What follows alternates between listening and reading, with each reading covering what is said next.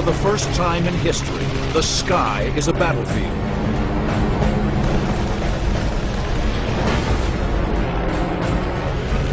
In World War I, brutal air combat with wood and canvas biplanes forges a new kind of warrior. The dogfighter. In the freezing air at 15,000 feet, these fearless pilots duel to the death in dizzying aerobatic combat.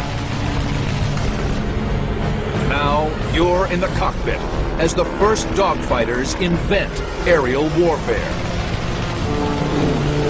Experience the battle. Dissect the tactics. Relive the dogfights of World War I.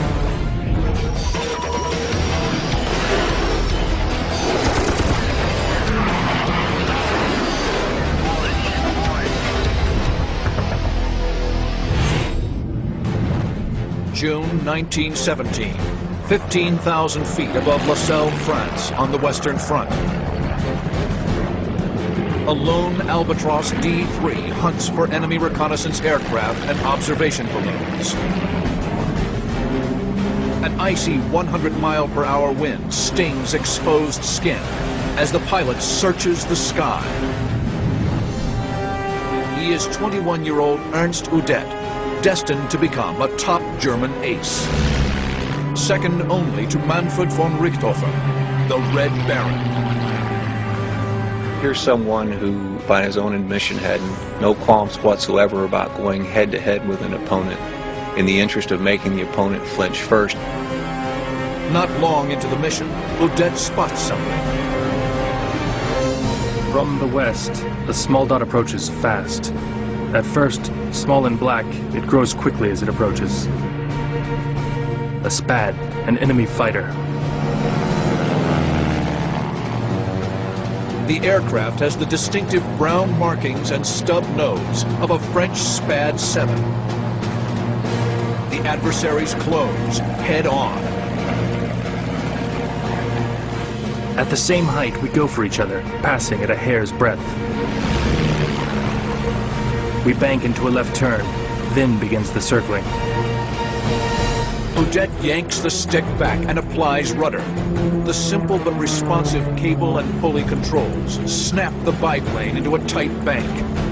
Like heavyweight boxers, the opponents test each other's defenses, holding back aggressive moves until they determine their enemy's skill. It wasn't the first pass that really gave them the initial insight into how good of an opponent they were facing. It was the first turn. The technological advantages of fighter aircraft in World War I weren't in the normal vertical flight pass. It was the turn. How quickly did the guy turn? How quickly could he recover? How much altitude could he gain in the turn without stalling the aircraft? The Albatros D-3, flown by Ernst Udet, is a fast-climbing and maneuverable fighter that dominated the Allies when first sent into combat. The French-built Spad 7 is sturdy. With a 150-horsepower Hispano-Suiza V8 engine and a top speed of 119 miles per hour. The Spad is 10 miles per hour faster than the Albatros and better in a dive. But the D-3 is more maneuverable and has a better rate of climb. He'll attempt a half-loop, one of the first air combat maneuvers later named for German ace Max Immelmann. Udet will pull back on the stick, climb, go inverted, then roll out at the top, hoping to surprise Guynemer with a diving attack. Udet pitches up, craning his neck around to keep his eyes on Guynemer. To his horror, the French ace has anticipated his move perfectly and fires into Udet's machine.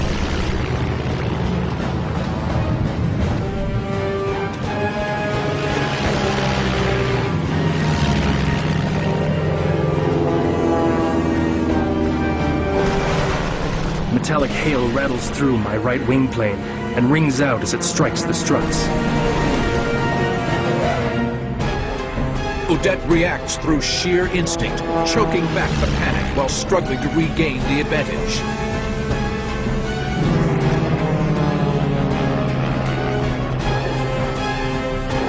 Drive your car at 60 miles an hour down the highway.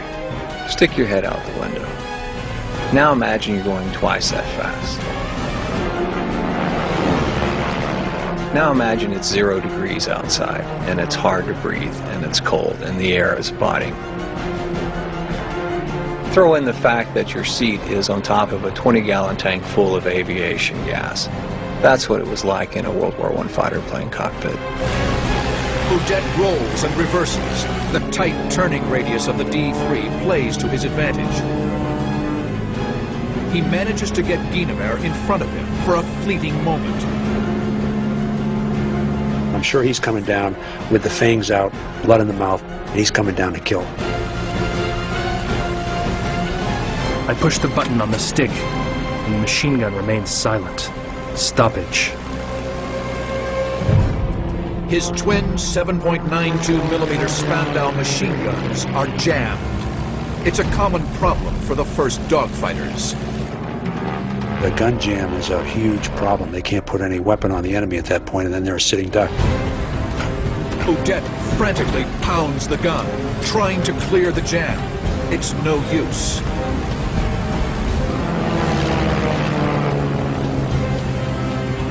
At that point, he was just a target for Guynemer, so he was doing a lot more wider circling, a lot more climbing, trying to stall the plane, doing things that were much more evasive. Udet and Guynemer roll right and pull into each other again. With his left hand, Udet tries to work around through his machine gun. But then, disaster. From overhead, Guynemer observes the German's plight.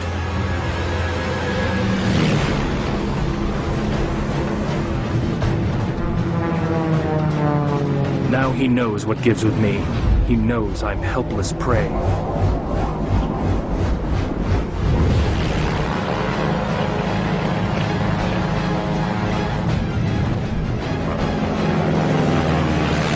Udet cranks over into another left turn. He has no cockpit armor. He has no parachute. To be shot down from this altitude in World War I is certain death. Guynemer reverses for a final climactic head-on pass. Udet knows it is about to end.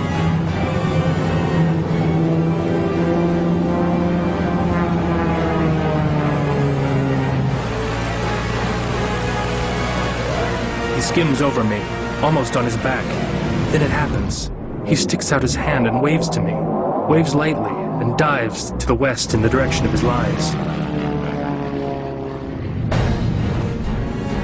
I fly home. I'm numb.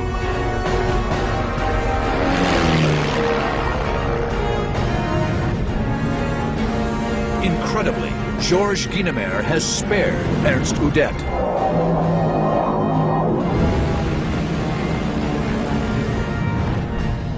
There are people who claim Guynemer had a stoppage himself then.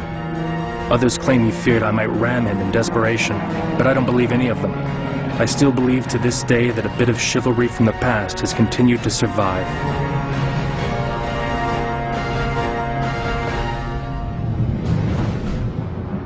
Pilots like Ernst Udet and Georges Guynemer had benefited tremendously from technological improvements that had taken place in the 3 years since the start of the war. World War I started 11 years after the Wright brothers flew at Kitty Hawk. When the conflict began, the aircraft that were used were nothing but glorified kites, powered with, today, what wouldn't even be a decent motorcycle engine. Air combat first developed around observation aircraft sent into enemy airspace to spot artillery or track troop movements. Smaller aircraft, called scouts in World War I, were designed to attack these reconnaissance planes. Essential to this mission was the use of forward-firing machine guns, first added to scout planes in 1915. For the first time, you can use the airplane as a platform. You point your airplane at your target and fire. And so it's far more accurate than trying to fire to the side or behind or that sort of thing. The The enemy soon sent up their own scout planes to protect the reconnaissance aircraft. And by the winter of 1915, dogfights became a fixture in the skies of World War I. German ace Werner Voss is a master of this new form of combat, racking up 48 kills by the fall of 1917. September 23, 1917. Werner Voss, flying a prototype Fokker triplane, wings into battle over the Ypres salient in Belgium. 15 miles to the southwest, 6 British SE-5s patrol the skies over the front. Soon, they will meet Werner Voss in battle. He will pit his Fokker triplane against the very best of the British Royal Flying Corps in one of the most famous dogfights of World War I. September 23, 1917. 6 British SE-5 fighters cruise over the Western Front near Houten, Belgium. The SE-5s are B Flight of 56 Squadron. They are led by Captain James McCudden, Britain's ace of aces. B Flight descends through a thick overcast at 9,000 feet.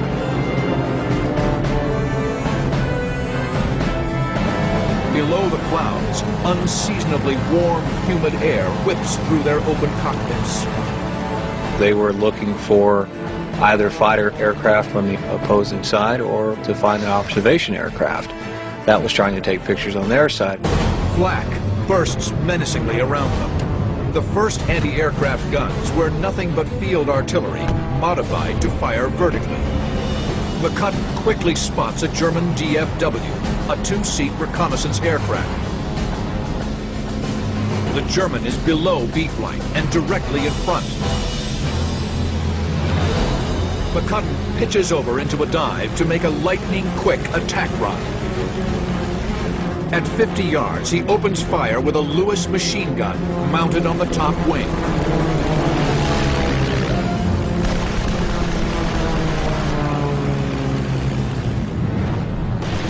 The DFW's engine is hit hard. It drops out of the sky.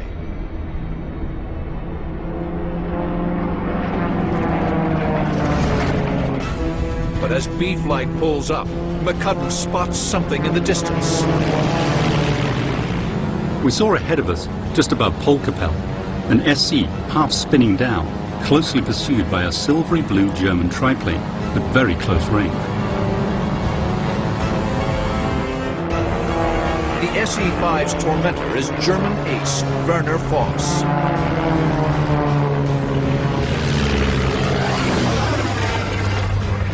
He fires a burst into the British plane. B Flight looks on.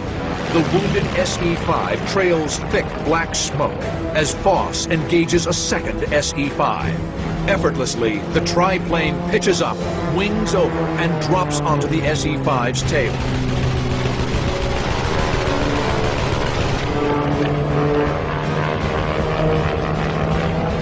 With 56 Squadron looking on from above, the triplane has made quick work of 2 SE-5s. Voss's Fokker triplane is a prototype aircraft, though slower than most fighters on the front. Its 3 wings give it astonishing maneuverability. McCudden and 56 Squadron's Scout Experimental 5A, or SE-5A, operational in May 1917, is easy to fly and an extremely stable gun platform. Both planes are heavily armed with 2 machine guns. The SE-5, with a top speed of 130 miles per hour, is faster than the Fokker, but the Fokker is more maneuverable. B Flight is now above and behind Voss, in perfect attack position. McCudden and Rhys Davids will lead the attack. Keith K. Muspratt and VP Cronin will follow. The remaining 2 members of B Flight stay up high as top cover. McCudden signals the attack by rocking his wings.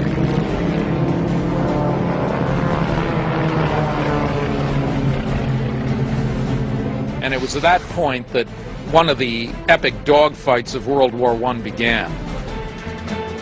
Down we dived at colossal speed. I went to the right, Rhys Davids to the left, and we got behind the German triplane together. Confident of an easy kill, McCudden and Rhys Davids open up. But Foss is anything but an easy target. He's been trained in the Dick DeBolke, the first codified air combat tactics, laid down in 1916 by German ace Oswald Bohlke. Rule 5 states you should always turn into your enemy's attack and put him on the defensive. Foss will boot hard right rudder and spin his machine around 180 degrees. The bizarre maneuver takes advantage of the triplane's stunning agility. The German pilot saw us and turned in the most disconcertingly quick manner. Not a climbing nor Immelmann turn, but a sort of flat half-spin.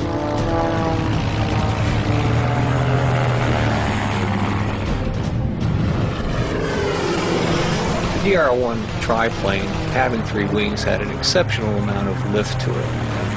What it allowed the triplane to do was to basically do what's called a flat half-spin or an uncoordinated turn. The SE-5s face a torrent of tracers. McCudden and Rhys Davids pull into a steep climb called zooming in World War I.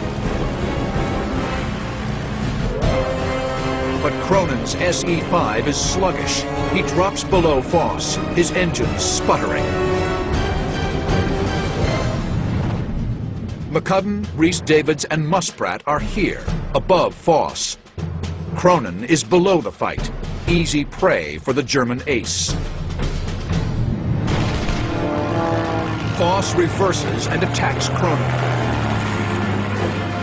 Cronin's sputtering engine coughs to life. He now turns directly into Foss and opens fire at 300 feet. Foss breaks off his attack, but he's not running away, even if it's 4 against 1. Cronin takes on a role in the battle at this point, not unlike a matador. He is deciding to stay in the fight and to stay ahead of Voss and to act as a distraction. Cronin is thrown from side to side within the open cockpit. I don't know how many times I got in a burst head on, then dived in under him while all the while he was drilling at and into me.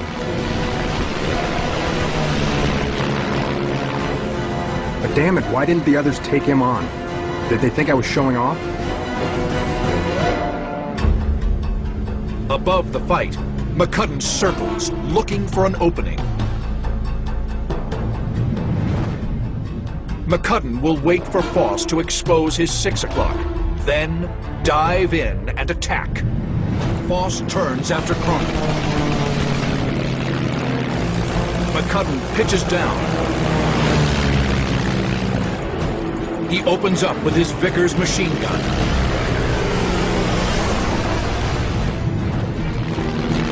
But in the blink of an eye, Foss reverses, returning fire with his twin Spandaus. McCudden hurtles past, then zoom climbs.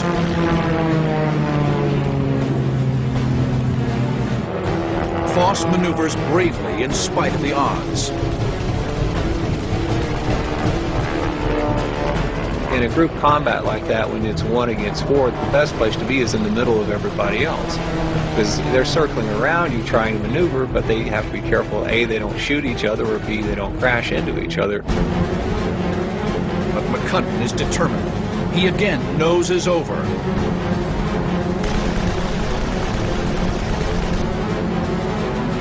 No sooner do McCudden's guns spark to life than Foss pulls his nose to bear. Hot German lead tears through McCudden's SE-5, shredding fabric and wooden wing spars. Foss appears invincible at the controls of the triplane. The airplanes of that era were creatures of the air. You felt every input, that you gave to the controls. You had cable connections to the ailerons, the rudder, the elevators. Not at all like today, where we have fly-by-wire jets where you move a control stick 1/8 of an inch and you get a knife-edge flight all of a sudden. Voss's mastery of his machine finally catches up to VP Cronin. His SE-5 has taken severe damage. He finally got too close to me, and I resorted, in desperation, to the old method of shaking a pursuing machine. He puts his aircraft into something that looks like a spin, almost as if he's either been incapacitated or the aircraft has been somehow disabled. After a couple of revolutions, it appears that Voss actually buys it and lets him fly away.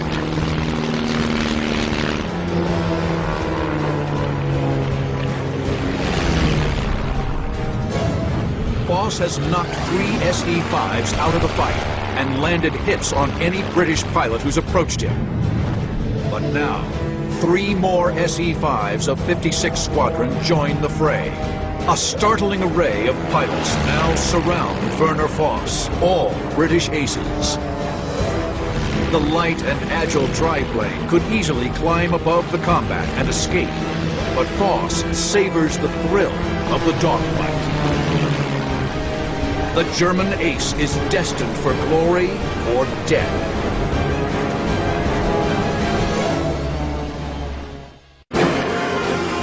September 23rd, 1917. In the midst of a wild melee, famed German ace Werner Voss holds his own against no less than 6 top British aces. Voss savors the combat, superbly demonstrating the lethal effectiveness of his prototype Fokker triplane.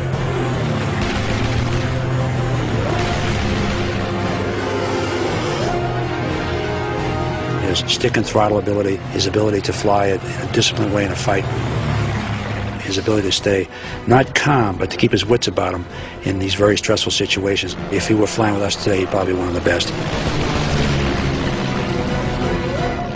British SE-5 pilot Richard Mayberry now zeroes in on Voss, diving on him from 6 o'clock. Voss breaks right to shake him off, but Mayberry is not thrown. At this point in the battle, things get very complicated and very confused. An Albatross joins the battle, which of course helps Voss considerably, at least numerically. A German Albatross D3 has stumbled into the action, turning easily onto Mayberry's tail. Mayberry zoom climbs to shake the Albatross. The German pilot gives chase. But even worse, Voss latches on as well. Flying nearby, James McCudden and Arthur Rhys-Davids move in behind the Germans.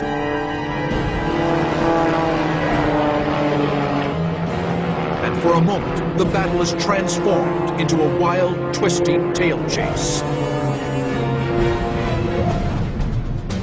The Germans are sandwiched between the British. The Albatross pitches up, zooms, then drops in behind McCudden and Rhys-Davids. The German yanks the stick back. The gut-churning loop puts him squarely behind the British. Unfortunately for Rhys-Davids, the Albatross manages to unload his guns into his airplane. But Rhys-Davids stays in the fight, the Albatross still on his tail. Now, at the head of the chase, Richard Mayberry will pitch up and loop back on the tail of the red-nosed Albatross.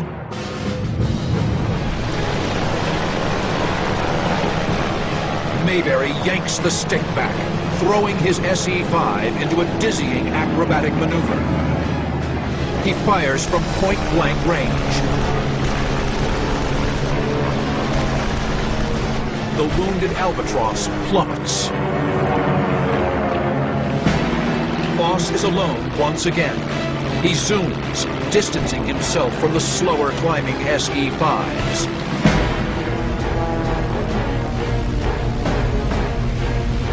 Foss looks down at the planes circling below. He could easily disengage and live to fight another day. But the enticement of the kill runs hot through his veins. I think actually he got greedy, and he was looking at an opportunity to notch number 49 and number 50, and furthermore to close the gap on his friend and rival Manfred von Richthofen. Foss dives back into the fray.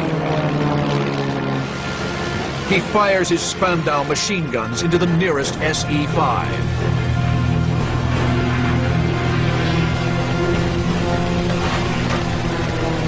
Its engine pummeled.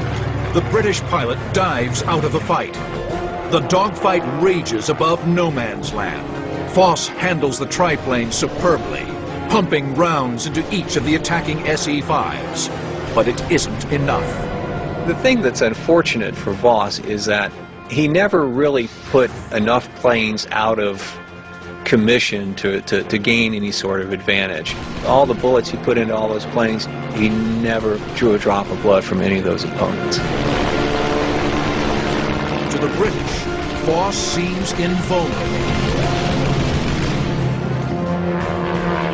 The triplane was still circling round in the midst of 6 SEs who were all firing at it as opportunity offered. And at one time I noted the triplane in the apex of a cone of tracer bullets from at least 5 machines simultaneously, and each machine had 2 guns.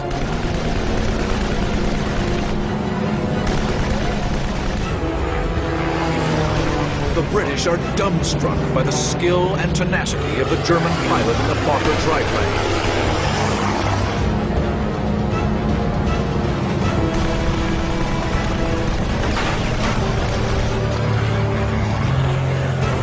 But Werner Voss's luck is about to run out.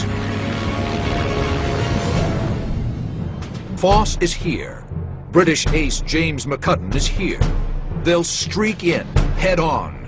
But Voss doesn't see another SE-5 coming in from the side. The SE-5 on the side watches the merge. Then opens fire. Rounds slam into the triplane's cockpit and fuselage. Voss stays aloft, but for the first time in the battle, he takes no evasive action. Then Arthur Rhys-Davids dives on Voss from behind. He empties his Vickers machine guns into the triplane.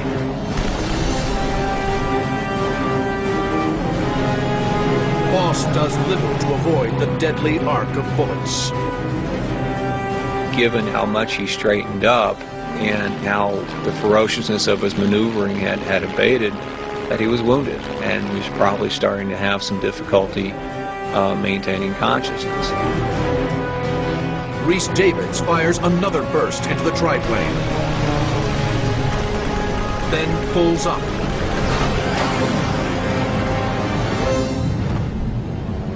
James McCudden is the only pilot to witness Voss's final moments.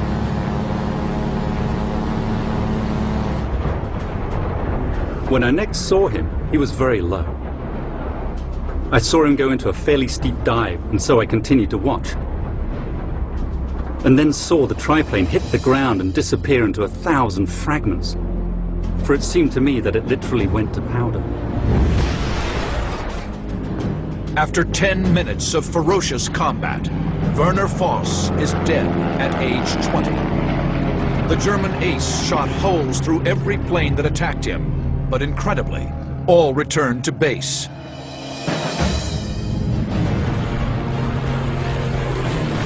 As long as I live, I shall never forget my admiration for that German pilot.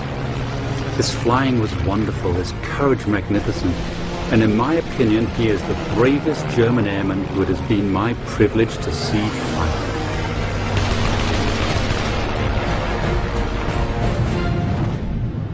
German pilots and planes were always on the cutting edge of tactics and technology.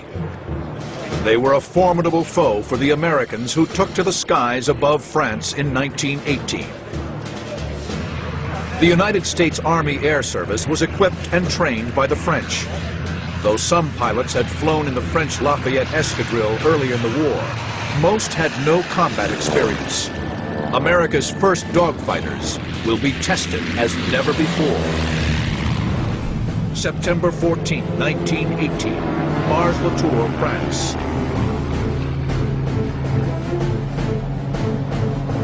American pilot Arthur Raymond Brooks, in a formation of 6 SPAD 13s, patrols over the Western Front.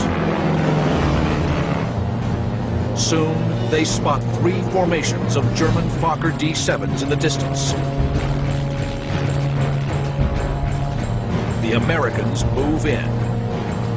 Instinctively, Brooks checks 6 and sees a formation of 12 enemy Fokkers. I saw them as they neared us, but had no time to warn the leader of our flight, other than by just nosing down, gaining speed, and then turning to the right, over his head, and into the Fokkers.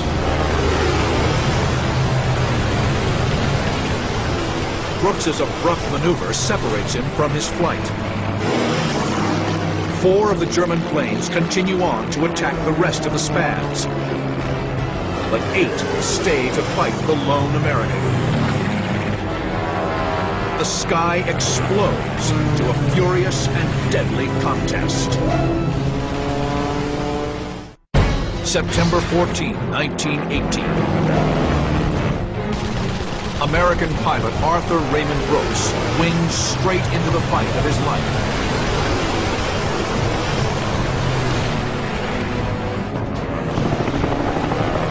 He's surrounded by 8 German Fokker D-7s.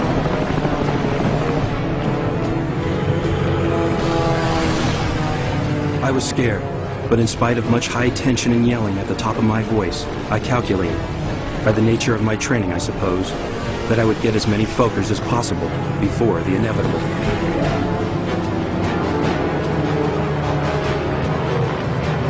Brooks is up against a lethal adversary, the Fokker D-7. It is 100% universally felt that the Fokker D-7 was the best fighter aircraft of World War I. It had a wing that was thick, which allowed it to maneuver very quickly. Brooks's SPAD 13, with a 220 horsepower Hispano-Suiza 8BC engine and a top speed of 138 miles per hour, is sturdy but plagued with engine problems. Both planes are armed with 2 forward-firing machine guns. The SPAD is faster and better in a dive, but the Fokker D-7 is more agile in a turning fight.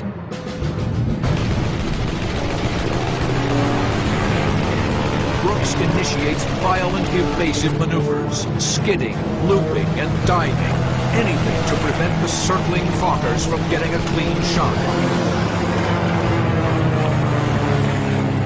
In the heat of the fight, Brooks was probably alternating between panic and the coolness of desperation. His mind was fixed on a number of things at once. Adrenaline surges as he fights to stay alive amid the chaos of swirling airplanes. Suddenly, one Fokker dives towards him in a head-on pass.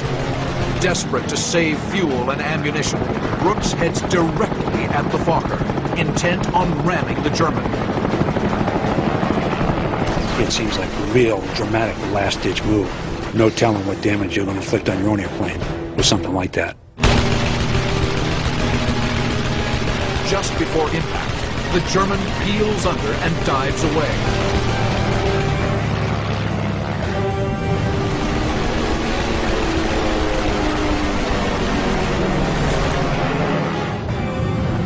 Brooks reverses. To survive, he must keep moving. Another Fokker bores in head-on.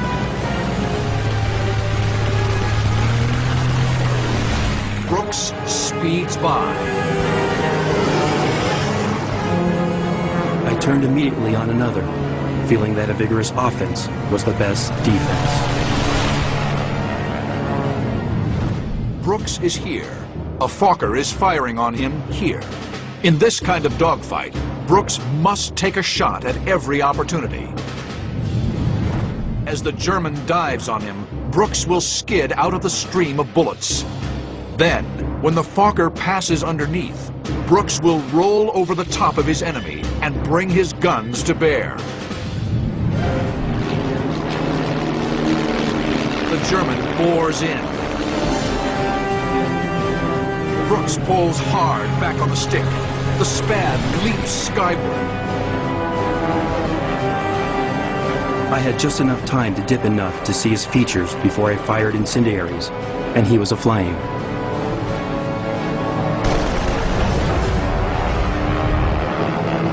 All he had to do was pull himself across without having to slow down or align fuselage. He could rake his gun right across the plane.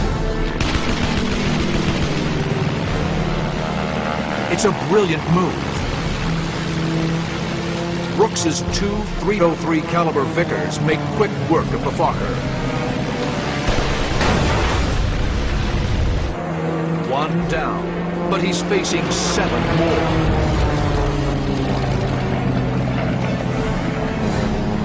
Brooks spots a Fokker at 2 o'clock, starting a pass. And out of his peripheral vision, he realized, and I believe he realized these things in a nanosecond, that the geometry to rake somebody else was right there. Brooks cranks to the right and peppers the Fokker with machine gun fire.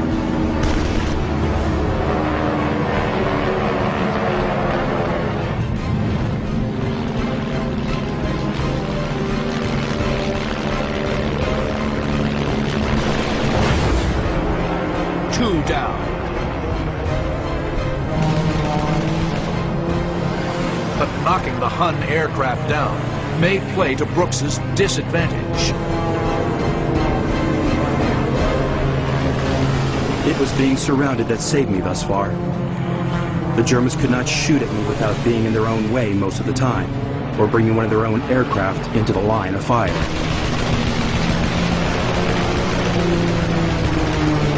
The Germans just saw 2 of their squadron mates go down. They're angrier now. In terms of flying more aggressively, I'm sure it's like we're going to finish this SOB right now. The 6 other Fokkers drone in like angry hornets, determined to knock the Spad out of the sky. September 14, 1918. American pilot Arthur Raymond Brooks